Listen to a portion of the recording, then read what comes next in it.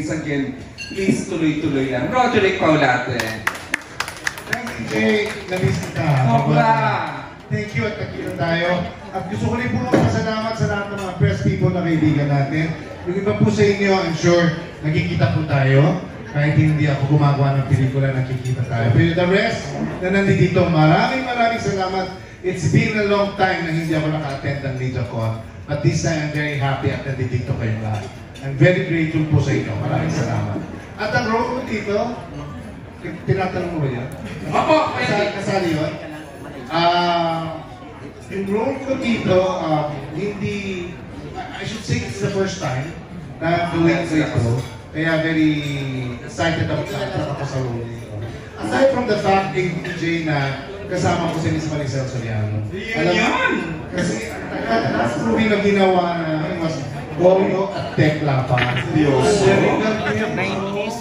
At wala, nakikita na lang natin, i-review na lang sa TikTok yung mga TV shows namin. But it's really, I'm very honored and happy to be working with her again. At yun nga, medyo nagkataon na, kung nireklamo ko lang dito, EJ, nireklamo ko sa ito.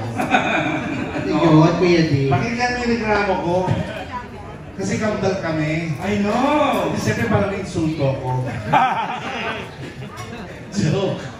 Lagi ko sinasabi sa shooting, masalamat ka pumayag ng kambal mo. Sabi ko, ito mo yan? Kamukha.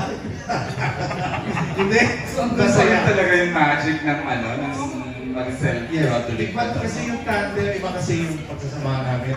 Kaya I really encourage people na sana panoorin. Kasi hindi ito yung napanood nila ng 80s.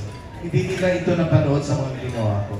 And I'm very happy na, yun nga, good script natin, di ba? Sinabi ko yung kay Jerry kanina na sabi niya sa akin kasi kanina, congratulations. Kasi kung hindi, maraming salamat sa inyo.